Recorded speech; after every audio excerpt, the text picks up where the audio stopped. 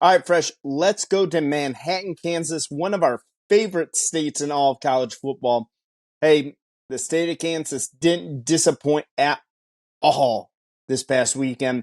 We love you guys out there in Kansas. That Kansas State game was fantastic. But we got the Iowa State Cyclones. They're 6-5 on the year, 5-3 in the Big 12. They had a great year. Matt Campbell, really, people did not think that much of Iowa State this year going into this football game. They're traveling the state of Kansas to face the Kansas State Wildcats. Kansas State has an outside shot. They're going to need some craziness to happen in the last week of the season here to make the Big 12 title game. But they're 9.5-point favorite in this game. Big win over, their true rival is we talked last week about the Sunflower Showdown. This is a big one. Cyclones, Wildcats. What do you got for them, Fresh? Well, I think first off, you got to look at the way the Wildcats last week. They were down by double digits at one point, playing a third-string quarterback there for Kansas. They rallied. They were the more veteran, tough team, and they found a way to, in the end, pull it out and get the big win there in Lawrence, continue that streak of 15 straight. And that just goes Coach Kleiman at the very top all the way down. The focus of the program, the attention to detail, the toughness, the resiliency that the Wildcats have. We saw it last year. We're seeing it again this year, that same kind of makeup. They develop the players, the way they recruit the players, they bring them in the same way. Very, very similar to what Coach Bill Snyder did way back in the day for the Wildcats, where bring in JUCO players, bring in walk-ons, develop, these kids. They don't care about 4 and 5 and 6 stars. They care about who kids are going to show up and work hard and play in the system and play for each other. And we're seeing that here again. And that's a very, very tough football team to defeat. And right now they also see still have a very small glimmer of hope to defend their Big 12 title going into this week. They have obviously a lot of things have to happen. Oklahoma State has to lose. Oklahoma has to lose at least for them to get in. But there's still a glimmer of hope coming in to go for defend that title. And that's all you want is you want a chance in the last week of the season to go out there and play for a championship that anybody wants. So seeing that right there, I think gives this entire offense a chance. Its offensive line getting that running back there, chance to really make plays and drive it home.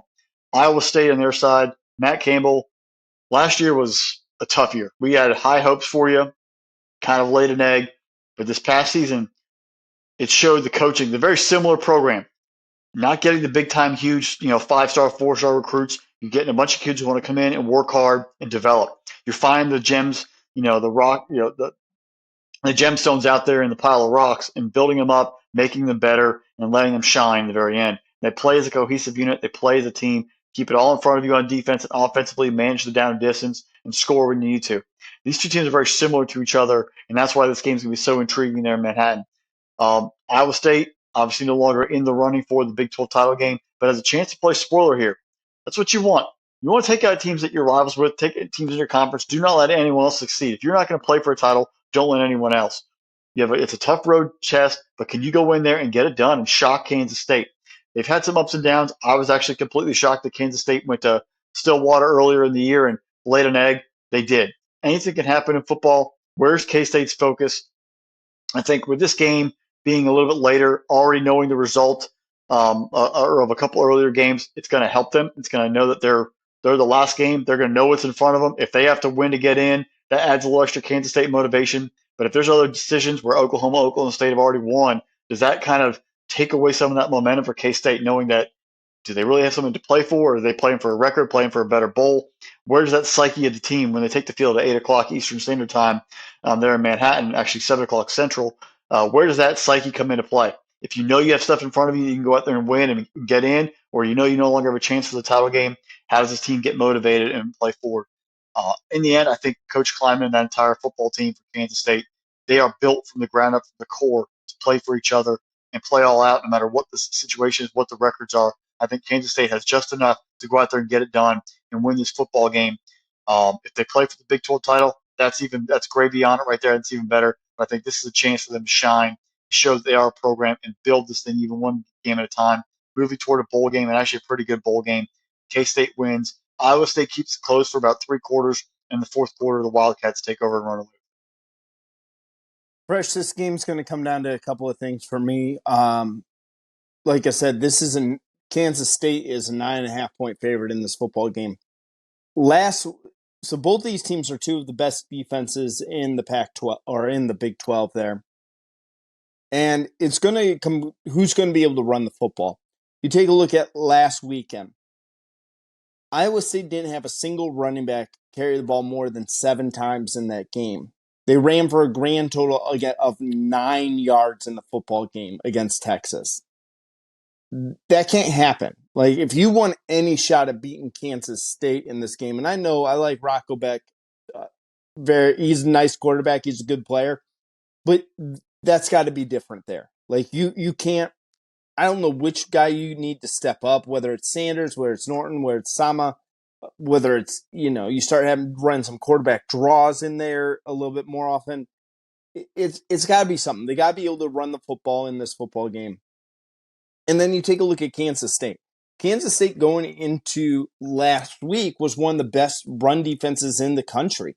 And when we did our preview against Kansas State, Kansas, in the comment section, we got a lot of times people saying, Kansas is not going to be able to run the football against this Wildcat defense. Kansas ran the ball 41 times for 234 yards and 3 touchdowns. They were almost averaging 6 yards a carry in that football game. With a third-string quarterback. With Cole Ballard running the game here on this one.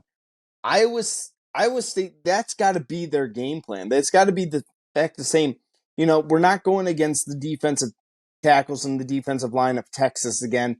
We know that we kind of went away from the run game. We didn't kind of make a commitment.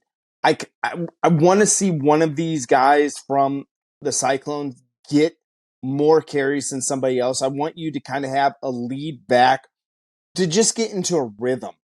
And the fact is that if I'm getting 3 carries and then I'm not getting any more carries again until late in the second quarter, and I never get more than 7 yards or 7 carries in the entire game, how can I get anything going against this defense? How can I maybe exploit something that I see during the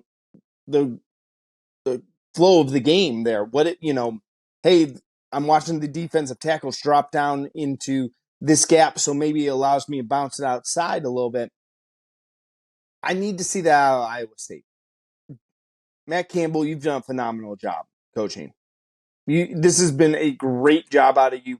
No one expected Iowa State to do 6 wins in this year. You're going to a bowl game. You could really cap it off. You beat going to Manhattan, Kansas, and beat Kansas State. That you can really tip your cap on a win like that. That's an impressive win by Iowa State if they do it. I think Kansas State's got something to say about it. DJ Gittens has been one of the fun running backs to watch. You look at what he was able to do against Kansas last weekend. I wish they would have thrown the ball a little bit more to him out of the backfield. I think he's got a really good ability to catch the ball out of the backfield and make some guys miss. But he had over 100 yards rushing last week. Back-to-back 100-yard games against Kansas and Baylor for Gittens. I like Kansas State in this game fresh. That spread's the one thing, that 9.5. I think that because Iowa State's defense is really good, I think they're going to keep this game closer than people think. But, Kansas State wins. I got Kansas State by a touchdown in this game. I think it's going to be an entertaining Big 12, rock'em sock'em, gritty football game is what I want. Give me a fun one in the last game of the year. Absolutely. Entertaining. Make it entertaining, Big 12. That's what you're good for.